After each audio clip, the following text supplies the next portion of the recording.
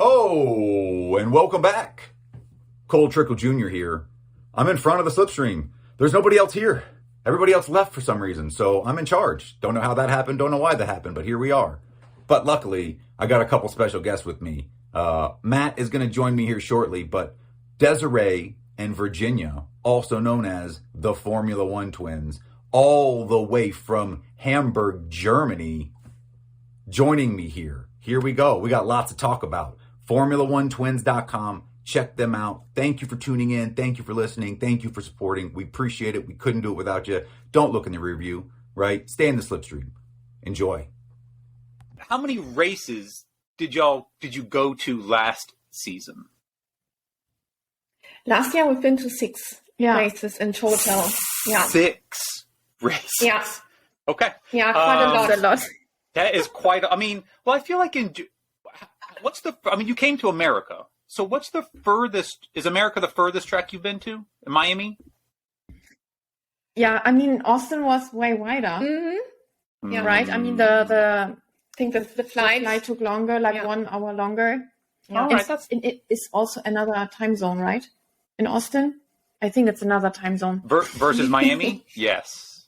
Yeah. Yes. Have you guys ever been to any of the Middle East races? Abu Dhabi? Nothing. Mm-mm.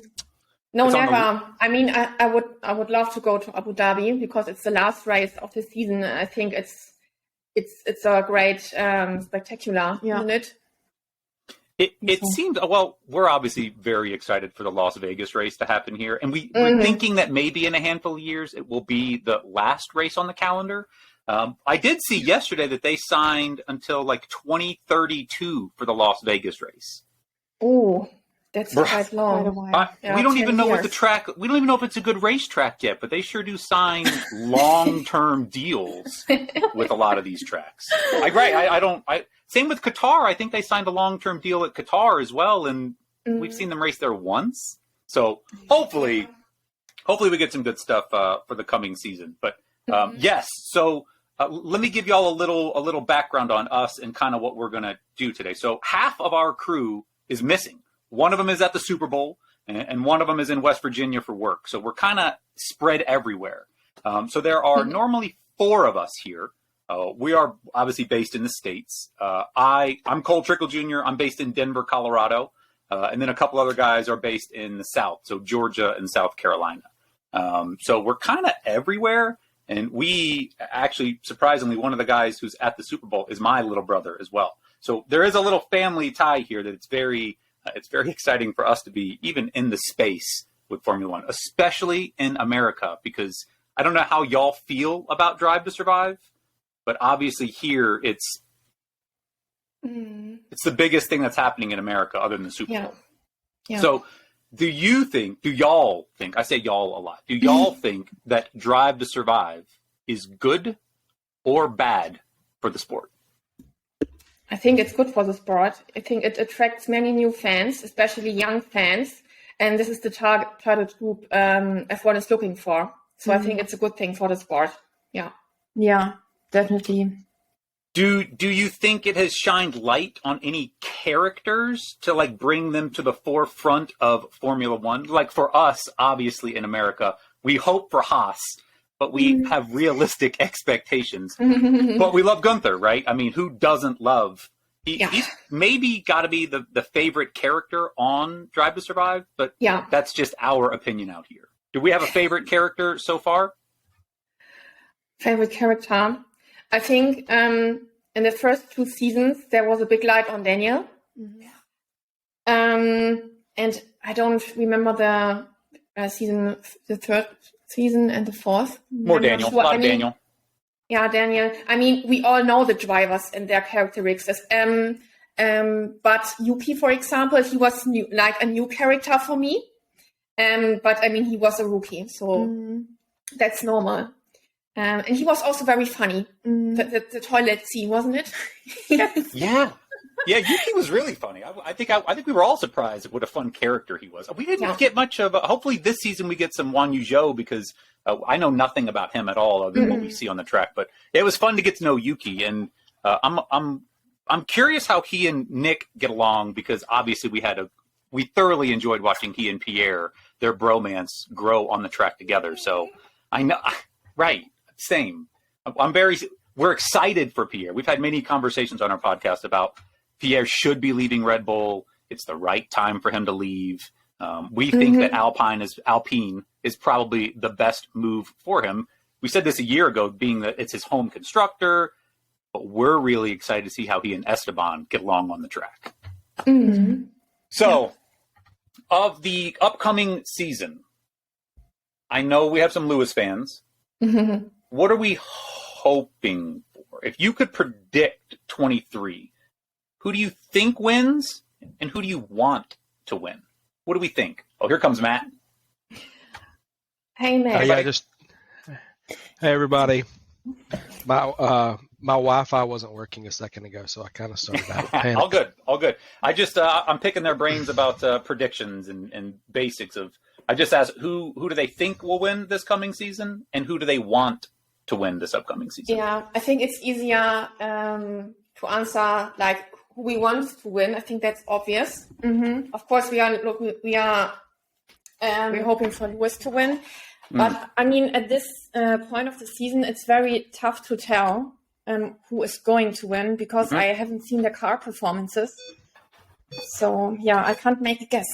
Yeah, I mean, and even the testing results, they can be confusing. So Indeed. So confusing. Yeah, we know nothing until really week 2 or 3 in the season. But so in your perfect world, Lewis Hamilton officially wins his 8th world championship this season. That's what we're hoping for. Listen, we've had a big asterisk on the past couple seasons out here, what we think happened and how it all played out. So in our eyes, he may as well be an 8-time world champion out here. But officially, yes, I don't disagree with you. I think it would be so good for the sport to see Lewis go out on top. But I don't know if it happens this season. And with how great George performed last season, I can't wait to see how they run by each other because I mean he outperformed him in plenty of races last year. yeah. It's also interesting to see how George will perform under pressure because he was never in a leader position. The same with Charles. You know, because Max and Lewis have, and also Sebastian have big experiences. Fernando as well. So yeah, it will be interesting. Lewis did outperform George over like the last 15 races from a point standpoint. So it was really that first 6 races where Lewis, he was getting used. I still think it had to do with when was the last time he drove a car that was that bad? Right? Anything that George went into after that Williams was going to be better and Lewis was having to get used to an inferior car for what he had been used to for a decade or so. And speaking of, like, y'all are talking about testing, what was it last year? All the porpoising and everything like that through testing, everybody thought Mercedes was sandbagging. At least like all the media was like, no, they're not, they can't be this bad. They're not going to be that bad, all that. And then, it took them 10 weeks to really ramp it up. So it took a while. All right. So your love for Lewis Hamilton started when did you fall in love with Formula One? When did you fall in love with Lewis Hamilton? Well, I mean, that's a good question because initially we started watching Formula One with our father. That was in 2009 or 2008, about that. But we weren't really fans of the sport. We were just accompanying him watching. And yeah, the year we fell in love with Formula One was like 2017, I would say. Because the year after, we attended our very first race, which was in Barcelona. And I remember, I think that was 2016 in Monaco. It was 2016 in Monaco when Lewis won that race. And he shared his champagne with Justin Bieber. And that time we were huge fans of Justin Bieber. And seeing them two together was like, oh, this is a nice couple. They're friends. And why should we not support Lewis Hamilton then? And of course, he was on top of his career. Mercedes was performing very well. And of course, like when you're when you get into a sport, you of course want to cheer for someone who's winning and scoring points and stuff. So I think he was, the perfect driver to support for us. And which also was important that we loved the Mercedes brand anyways. We love the cars, the street cars. It's our favorite car brand. So it was just the perfect fit for us. Yeah, and also Toto. Yeah, it's a perfect match. That's this team. So being in Germany, obviously Mercedes is probably your key constructor. How do we feel about Audi coming to the table in a few years? Audi?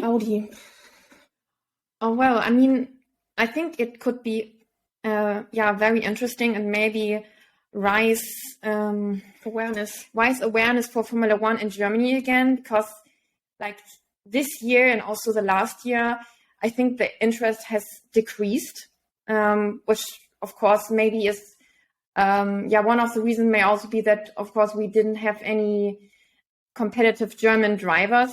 Sebastian Vettel wasn't that well in Aston Martin. Mick was also not on top with Haas. So I think these are reasons why the interest is not that big for Formula One in Germany anymore. And I think when another German car manufacturer enters, it could be, it could spice the game up.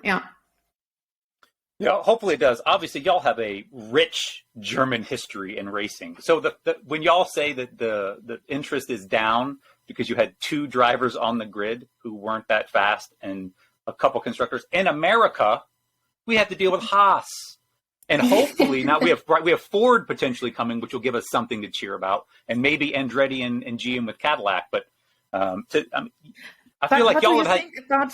Think about Logan Sargent? So it's a great question. I don't know yet. I'm not positive that he's the guy. I think he's the guy for right now in America. Americans want to see an American driver. I don't know if Logan is the guy who's going to do it. I hope him. We wish him obviously the best. But I think we're hoping for Colton Herta to get a ride with Andretti in a couple seasons, but hoping for good things with Logan. But his rookie season, I don't expect big things at all.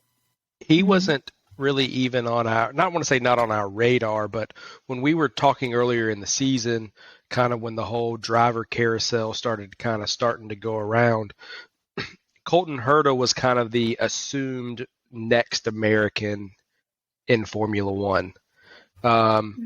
But he's kind of in that backlog of some and some other, and he doesn't have his super license yet either. And Logan Sargent just happened to be the one that gets his super license, but he's not the guy that everybody thinks is going to be the best out of these 3 or 4 guys in America. But America hasn't had a driver score an F1 point in 30 years. I mean, so talk about not a rich history in the sport. We're on that end of that for sure. Yeah. I mean, we're obviously out here, it's NASCAR and it's Indy, and Formula One has been a big thing, but it's with Drive to Survive.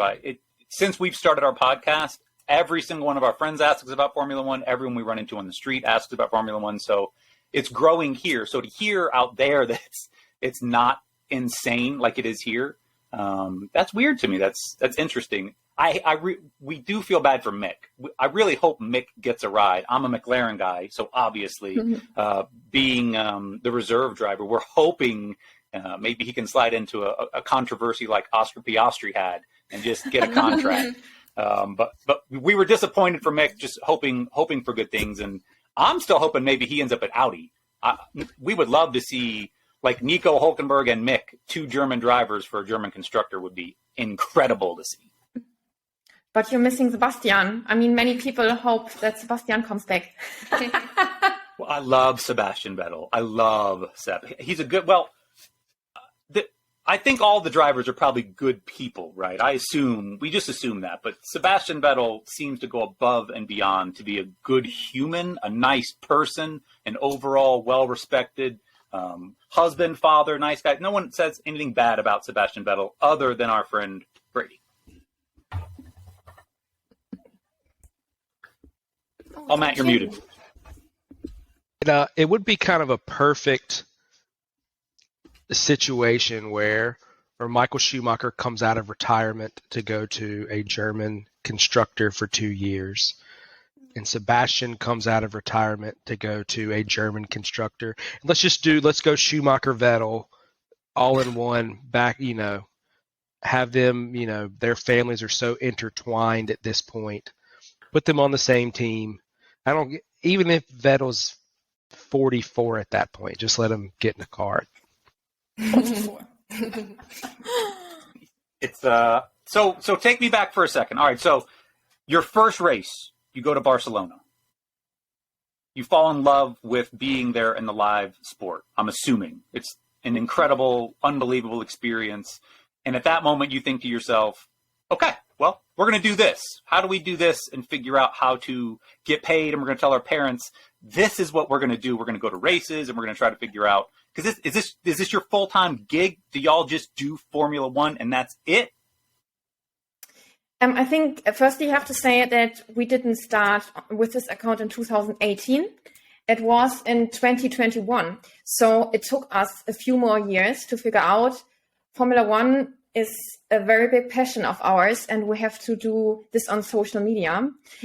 So we started in 2021 to do this more professionally and really do this kind of race blogging, which we are known for.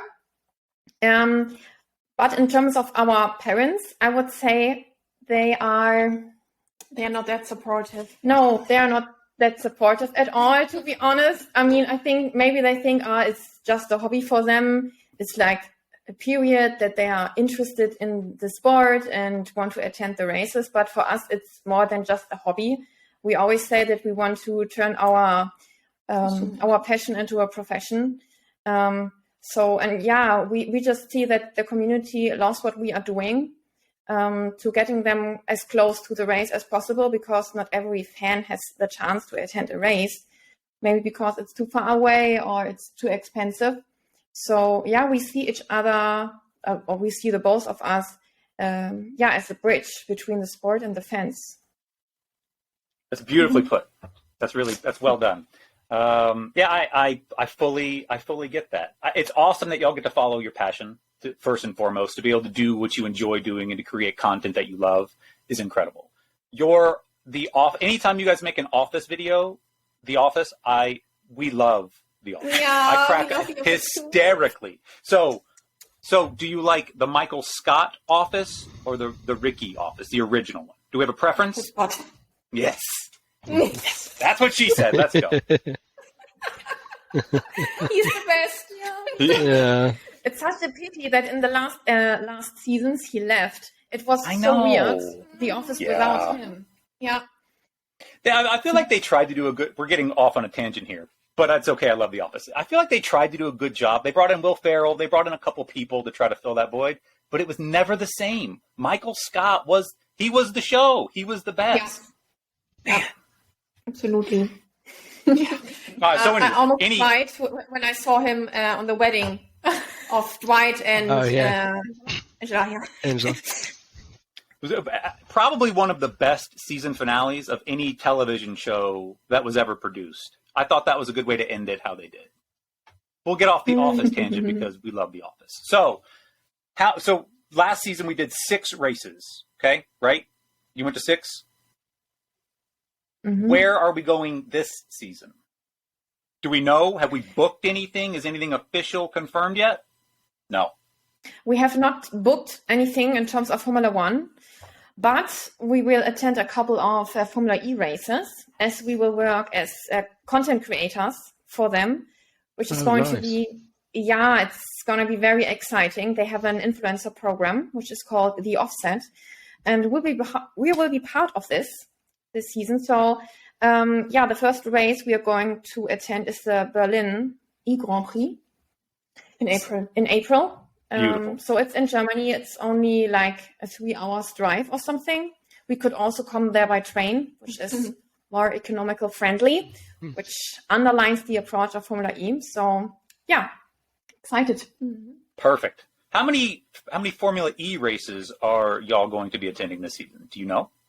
Other than Berlin? We don't know yet. Yeah. Okay. It will be 1 or 2 more, but it will be confirmed in a couple of weeks. Which will it be? Yes. Mm-hmm. Yeah, that's exciting. Formula E it's not caught on here quite yet. We're hoping that it does, because we have a couple races in America too, but it seems like people really get excited about whatever's on Netflix. So whatever, if we could get a Formula E show, that would be great. Yeah. So yes, Formula E is it's something I feel like the sport should be going towards. I know by 2030 they're supposed to be carbon neutral or net zero. So it is nice to see that they're tinkering with technology for Formula E. But Matt, we haven't dug much into the Formula E stuff. I feel like that's something we can get into. Yeah, I think we can. It's just we haven't really. It's not such a prominent from like on our side of the pond, So we don't, if we're going for pond, lake, whatever ocean, people don't really. It's not really a thing, so we really haven't dove into it, from that aspect being just kind of new, and we've kind of just gone for the Formula One stuff. It's also not something that you can get readily on TV, right? Like every single Formula One race is on TV. Every practice, every qualifying is on TV over here. You don't get the Formula 2 or the Formula E or anything like that over here as of just yet. So it's also a lot harder to follow for us as well. Yeah. I got a couple rapid fire questions for you. Who was born first? Me, Virginia. Who's faster? Who's on foot? Who can run faster? You got to go from here to there. You say go. Who's getting there first? I think it's me. Yeah. Go ahead. All right. We're not arguing about it, so that's good. That's good. Of all the drivers you have met, because you've met, I think, all of them. I'm not positive. I'm assuming all of them. Which one do you feel like you had the best experience meeting? Who was the nicest, most genuine, friendliest to deal with? Charles. Yeah, Charles is very, very friendly with the fans. Like he has always been friendly when we met him. Okay. I could say more about another driver, but yeah, it should be a short answer. I gotcha. I like it. Hey, Charles. If you could meet, have you met all the drivers on the grid? Yes, actually Esteban Ocon is missing. Yeah. Desiree met him in an autograph session in 2019, but I wasn't with her, and it was just a very quick meeting, so this one doesn't count. Okay. If you could meet any F1 driver of all time, who would you meet? Lewis is our favorite driver, so we can't get enough meetings with him. Yeah. All right, and I know we mentioned a long time ago in our very first exchange, our goal this season, what do you call Grandma? Grammy? What is Grandma? Granny? Granny. The goal is to get Granny to meet Toto at a track. Yeah. Yes? That's our goal. That's the ultimate goal for this season. Yeah. Do we have a track that we're going to... Is there a track that we want to try to make that happen at, or any track you don't care? Any track. The best would be a very close track to our home, so Granny doesn't have to travel so long, right? Okay, so we're gonna get Granny to a track to meet Toto. We'll make a clip. We'll make a big thing about it. We'll make a whole hashtag if we have to. We're gonna do our best to make that happen to the best of our ability. It's the little stuff. Little stuff. If we can arrange that. You guys have met Toto, yes? You said you met Toto. Yes, and he knows us. Yes! Yeah. Toto! Yeah. Great, we got to make it happen. Come on, Toto. Set that up. Let's go. Yeah. All right, so on of all the tracks that you've been to, who does it the biggest? Who seems to put on a performance for the track that you're going to? What's the most fun track to be at? The surroundings, the area, the everything. Full experience. For me, it's Austin, to be honest. Ooh. Austin? Yeah, Austin. Normally I would say the Red Bull Ring, but there are a lot of toxic fans, to be honest. Oh. And that's what makes the experience less pleasant, yeah. Really? That's unfortunate to hear. Get it together, Austria. All right, Coda. Yeah. Coda's where it's at, Matt. So are y'all going? Do you think you're going to make it to Austin this year? Is that the hope? I have the feeling we will. How about Vegas? Do you think Vegas is on the table? I think it's also on the table. It's on top of our wish list. Yeah, it Yes. is. So I did everything possible to get tickets to the Las Vegas event. Everything. So listen, when they announced that the race was coming to Las Vegas, I'm in Colorado, so I'm only like a 10-hour drive from Vegas. It's far. It's a far drive.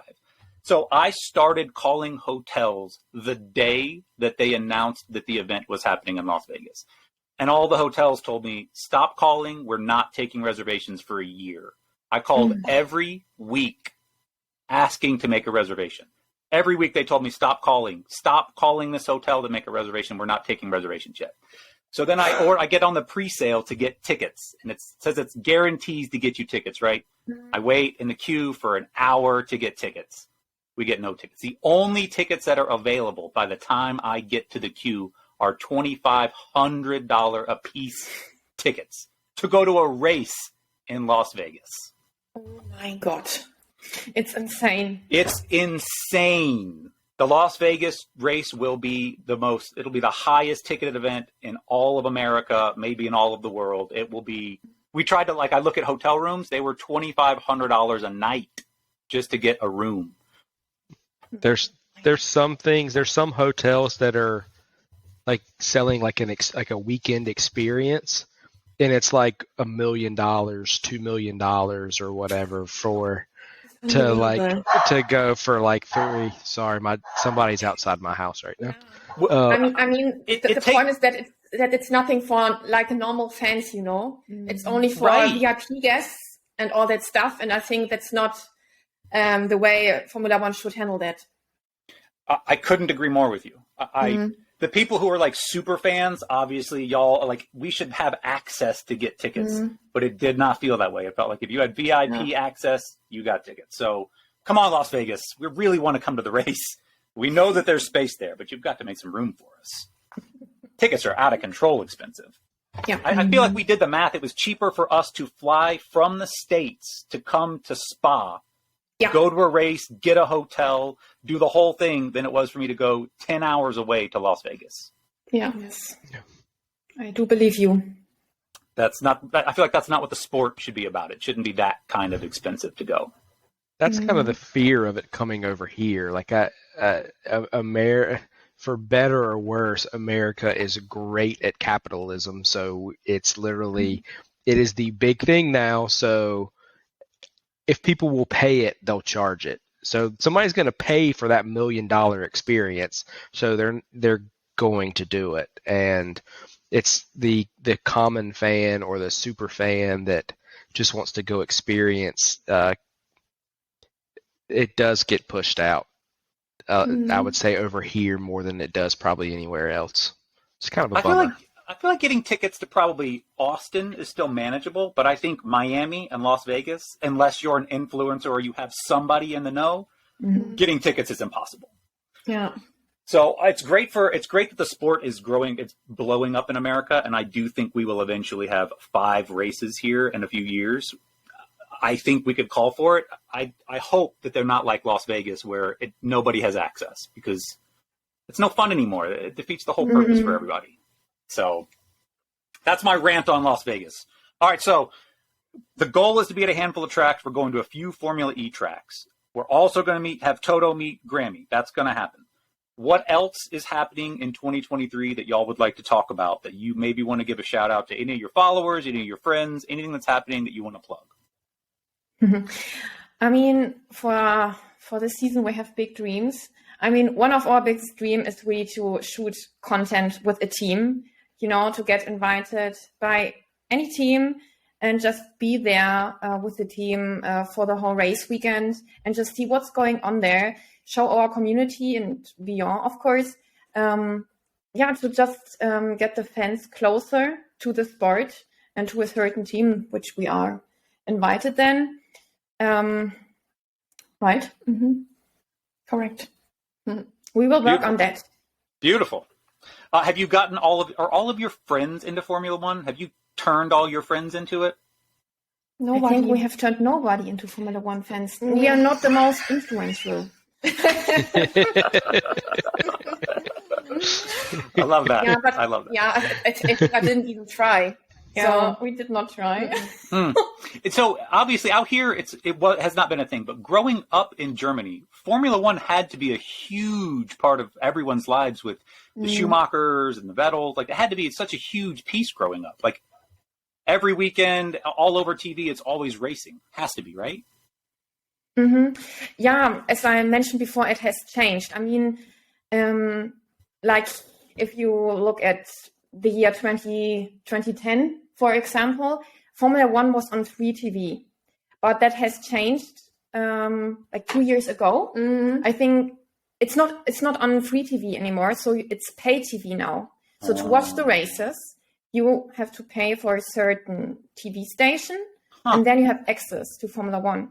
And of course, this sets boundaries. You know that not every interested person could just tune in and see if I'm interested into Formula One. It's a huge step you have to take and pay like 25 euros a month to have access to Formula One.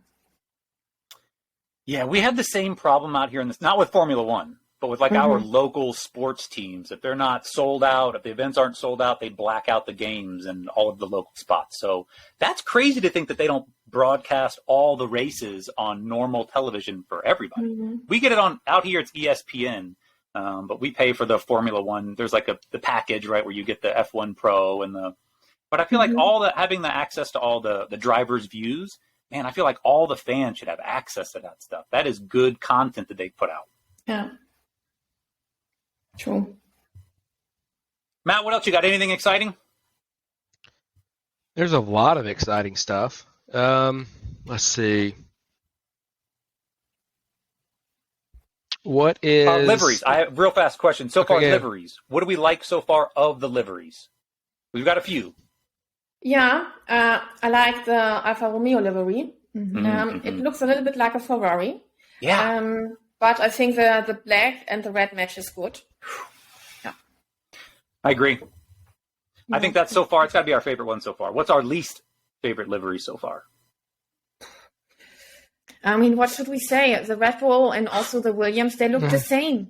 No. Same thing. What drives us crazy about Red Bull is they tease us all these videos that they're going to, right? They showed us that white car and said there's a new canvas. And like, so there were all these teases that something, like we were all excited for like the Hungary livery, like that white Red Bull. Yeah, that one was so beautiful. Beautiful. It was spectacular. And we got the same thing. I don't even know if they have a graphic designer at Red Bull because it's literally the same design for the past 8 years. They've done nothing different. It's so disappointing. It's a beautiful car, don't get me wrong, but we want to see something different. Yeah. They have a lot of ability, at least in my opinion, with their colors, with the bull, to do something cool, and it's just copy and paste from year to year to year. It's the same exact thing, which, again, I kind of had high hopes with Williams going with Gulf and maybe incorporating that into their livery, and we got like a 10-inch by 10-inch circle sticker on the side of it, and that's all we got from them on that. So that was kind of I don't know if it's necessarily like if I just think it's bad, or I think it's more that I was disappointed in both of them more than it was they're just not good, but it was a bummer. I'm very much looking forward to the McLaren livery. I do every year, and I feel like last year I wasn't disappointed. Last year they did a good job. They delivered. But yeah, hopefully we get a few more liveries that are exciting, because I feel like we've been fairly disappointing with just copy and paste with a lot of these teams. So being in Formula One, being female influencers in Formula One, do you feel like it's been easily received in all the countries? Do you feel like it's an easy thing to go around and be in a very male-dominated sport, which it shouldn't be, that y'all you've found a little niche for yourselves? It seems like you've built an awesome community around you. Do you feel welcomed everywhere you go? Yes, I would say yes, absolutely welcome. I mean, as Desiree mentioned, at some tracks there are toxic fans, but they are not toxic like only regarding us, but for everyone who is not wearing the right merch in their eyes. So, but in general, it's always very welcoming for us female fans. Yeah. Yeah, good. I'm glad to hear that. I feel like that could go either way in a couple different places. So happy to hear that, especially here in the States. Hopefully everyone is very welcoming out here. I know we've heard stories, so hopefully you've had a good experience in America. Yeah. I mean, I love to come to America. I would always prefer American races over European races. Yeah. Really? Why is that? Yeah. I mean, the fans are more friendly with us. Because there you have all kind of fans. Yeah. You know, you can wear whatever merch you prefer. And it's not that Orange Army as it is in Spielberg, for example, or also in Sanford, obviously. It's just, every fan is welcome there. You can wear anything you like. Yeah, there's a lot of diversity. Yeah, indeed. And of course, they make a bigger show of the sport. I mean, for example, when you compare Imola with Miami, it's like the whole difference. Day and night. Yeah, Really? Yeah, exactly. It's like day and night. In Imola, there's like no action for fans at the racetrack. And in Austin or in Miami, it was a very good entertainment. And you are really invited to stay longer at the track and not just to come to see the race and leave. That's good to know. I'm happy to hear that we're welcoming here in America, because I feel like I've heard different things for different sporting events depending on where you go. So Formula One sounds very inclusive, which is outstanding. We have a couple football matches out here, American football, that if you wear the wrong jersey to the wrong game, it's probably going to be an issue. I assume it's the same in football in Germany, but Formula One, I think everybody's very, very open and friendly about it. So, yeah, good. Yeah, and I hope it stays like that. Yeah. I may have missed it since I jumped on late, but is there a track that y'all haven't been to that y'all want to be at, that y'all want to get to? Other than Vegas. Other than Vegas, yeah. Mexico is there and one? Brazil. Ooh, Mexico. Yeah, Mexico. I think in Mexico they also do a big show. And it always seems so colorful when you watch it on TV. And I mean, sitting there in the stadium, it must be amazing. That looks like probably, I would say the stadium section in Mexico might be one of the best spots in the house to watch a race. It looks like it's a great spot. It looks like it's a party. I would say, Mexico's going to be high on the list. Yeah. I mean, it's Mexico, true. Right? You know, Checo's dad is ready to party at all. He's ready to go. He's always ready. All right, so Mexico would be on the list. That's probably my second guy. I was going to say, that's my second guy that I want to, that is a non-racer or team principal. He's probably the second person. He just seems like he's always having fun. And then number one, Jordan knows my affinity for Angela Cullen. She's on, I think that's how you pronounce her last name. She's on TV here more than half the drivers. Most of the time I don't know if it's the same thing that we're watching, but she's shown more than Toto at these races, like when they show like into the paddock during the races. So she's my number one. You can pick her out from anywhere with how, her hair so shine, like it's just glows. Like she's my number one. I want to meet her because she's got probably an insight into Lewis that other people just don't have, and that'd be cool to. Yeah, I mean, to pick anyone's brain just to ask about a driver, she would probably be the most insightful for Lewis Hamilton. Yeah. Lewis has a house out here in the mountains of Colorado somewhere. So I try to go, I know approximately where it is. Lewis, I'm still looking for your house. If you're listening, I will eventually find it. So I try to go hiking and try to find Lewis out in the woods out here because he pops up videos. He's out in Beaver Creek, Colorado somewhere. So, yeah, it'd be awesome to run into Angela or Lewis out here somewhere. Jordan takes Matt, love. Gunther lives out near you. Yeah, Gunther. I just found out like 2 weeks ago. Gunther lives about an hour and a half north of me. Yeah. Whenever he went from Red Bull to Red Bull's NASCAR team, he made a home over here on the East Coast, and he's about an hour and a half north. And so I'm gonna go find him one day. Like the town he lives in is only like 3,000 people. It's super small. So I'm just going to like park up at like a stoplight somewhere during next off season and just wait for him to stop there. Yeah, he'll show up at some point. He'll come rolling through at some point. Be patient. Well, you better, especially for Haas. A lot of patience for Haas. A lot of patience for that crew. Are you excited about Nico Hülkenberg making a return? Are we? Oh, I just forgot about him. What? So the answer is no.